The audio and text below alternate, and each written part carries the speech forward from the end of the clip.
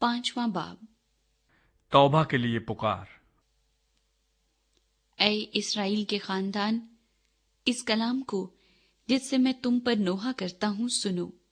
इस्राएल की कंवारी गिर पड़ी, वो फिर न उठेगी।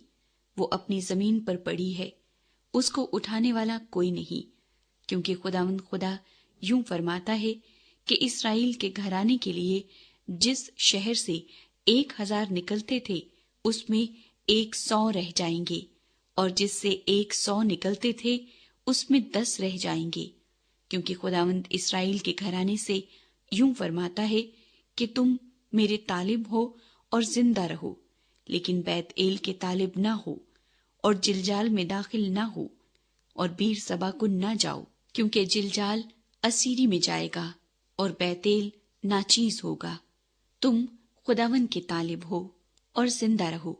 ऐसा न हो कि वो यूसुफ के घराने में आग की मानिंद भड़के और उसे खा जाए, और बैतेल में उसे बुझाने वाला कोई न हो। ऐ अदालत को नागदूना बनाने वालों और सदाकत को खाक में मिलाने वालों, वही सुरैया और जब्बार सितारों का खालिक है, जो मौत के साए को मतलाए नूर और रोज़े रोशन को शबे दीजूर बना देता है, और समुंदर के पानी को बुलाता और रुए जमीन पर फैलाता है, जिसका नाम खुदावंद है। वो जो जबरदस्तों पर नागहानी हलाकत लाता है, जिससे कलों पर तबाही आती है। वो फाटक में मलामत करने वालों से कीना रखते हैं और रास्तगो से नफरत करते हैं। बस चूंकि तुम मिस्कीनों को पामाल करते हो और जुल्म करके उनसे गेहूं छीन लेते हो, इसलिए जो तराशे हुए पत्थरों के मकान तुमने बनाए उनमें न बसोगे, और जो नफीस ताकिस्तान तुमने लगाए उनकी मैं न पियोगे। क्योंकि मैं तुम्हारी बेशुमार खताओं और तुम्हारे बड़े बड़े गुनाहों से आगाह हूं। तुम सादिकों को सताते और रिश्वत लेते हो और फाटक में मिस्कीनों की हक तलफी करते हो। इसलिए इन अयाम में पेशबीन खामोश हो रहेंगे, क्योंकि ये बुरा वक्त है। बदी के नहीं बल्कि नेकी के तालिब हो, ताकि जिंदा रहो, और खुदावंद रब्बुल अफ़वाज तुम्हारे साथ रहेगा। जैसा कि तुम कहते हो, बदी से अदावत और नेकी से मोहब्बत रखो, और फाटक में अदालत को कायम करो। शायद खुदावंद रब्बुल अफ़वाज बनी यूसुफ के बकिये पर रहम करे। इसलिए खुदावंद खुदा रब्बुल अफ़वाज यूं फरमाता है कि सब बाजारों में नोहा होगा, और सब गलियों में अफसोस अफसोस कहेंगे, और किसानों को मातम के लिए और उनको जो नोहागिरी में महारत रखते हैं नोहे के लिए बुलाएंगे। और सब ताकिस्तानों में मातम होगा, क्योंकि मैं तुझ में से होकर गुजरूंगा। खुदावंद फरमाता है, तुम पर अफसोस जो खुदावंद के दिन की आरजू करते हो।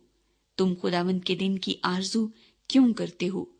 वो तो तारीकी का दिन है, रोशनी का नहीं।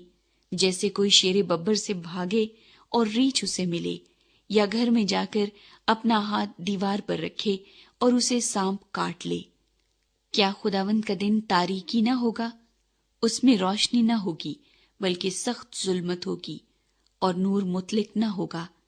मैं तुम्हारी ईदों को मकरूह जानता और उनसे नफरत रखता हूँ, और मैं तुम्हारी मुकद्दस महफिलों से भी खुश न होऊंगा। और अगरचे तुम मेरे हजूर सोख्तनी और नजर की कुर्बानियां गुजरानोगे, तो भी मैं उनको कबूल न करूंगा, और तुम्हारे फरबा जानवरों की शुक्राने की कुर्बानियों को खातिर में न लाऊंगा। तू अपने सरूद का शोर मेरे हजूर से दूर कर, क्योंकि मैं तेरे रुबाब की आवाज न सुनूंगा।